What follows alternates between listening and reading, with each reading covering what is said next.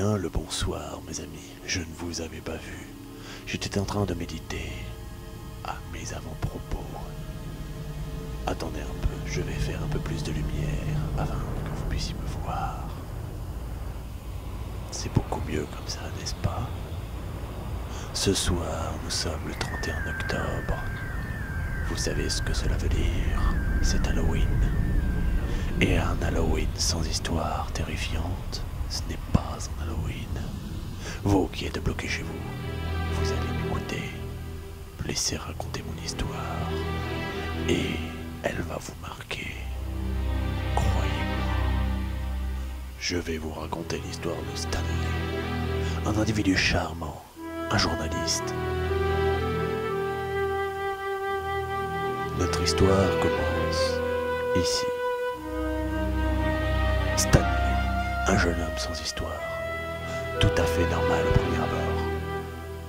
Une vie de famille correcte, une petite amie, des amis, rien d'extraordinaire. Stanley était journaliste, un individu tout à fait normal dans une société plus ou moins normale. Durant une soirée d'octobre, Stanley reçut un appel. La publication avait décidé d'annuler son article. Un article sur lequel il travaillait depuis des jours et des jours. Mais Stanley n'avait pas son mot à dire. Stanley était comme tous les autres, en dessous des lois. On lui demanda alors de créer un nouvel article. Un article traitant d'une région particulière. Stanley ne comprit pas alors. Et il ne savait surtout pas qu'il était observé. En effet, Stanley n'était au courant de rien, pas même de son triste sort que lui réservait l'individu qui l'observait depuis tant d'années. Stanley se documenta alors sur la région. Il devait trouver un maximum d'informations sur ces disparitions. En effet, Stanley n'avait pas le choix. Mais ce que ne savait pas Stanley, c'est ce qui l'attendait. Un soudain mal de tête commença à le prendre. Il décida d'aller au plus simple et d'aller directement à la bibliothèque municipale. Néanmoins, Stanley n'était pas satisfait de ce qu'il avait trouvé. Non, ce n'était pas assez pour lui. Il devait trouver plus et encore plus d'informations. Il décida alors de se rendre dans la région. Une région paisible et simple, remplie essentiellement de champs et de bois. Stanley se rendit alors directement dans le bois.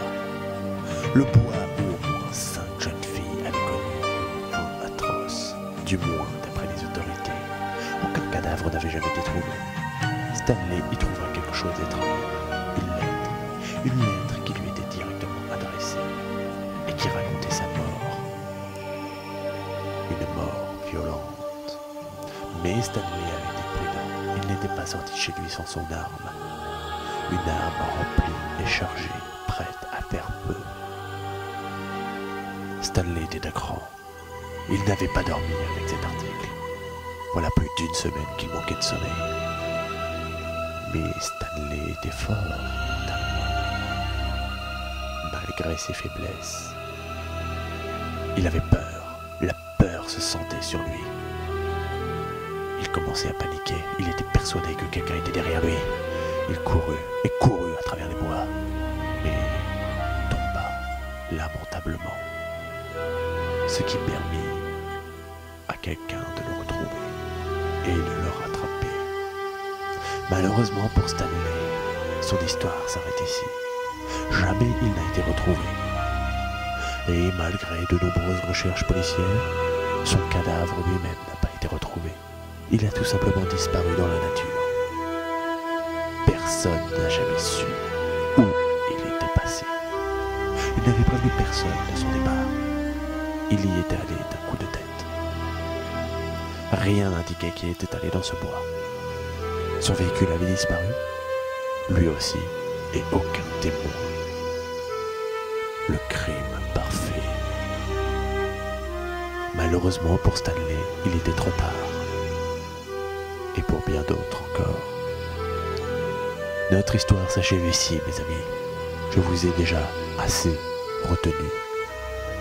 N'oubliez pas qu'Halloween est avant tout la fête des morts, et non pas une fête de boubou. Ainsi s'achève notre histoire et notre soirée.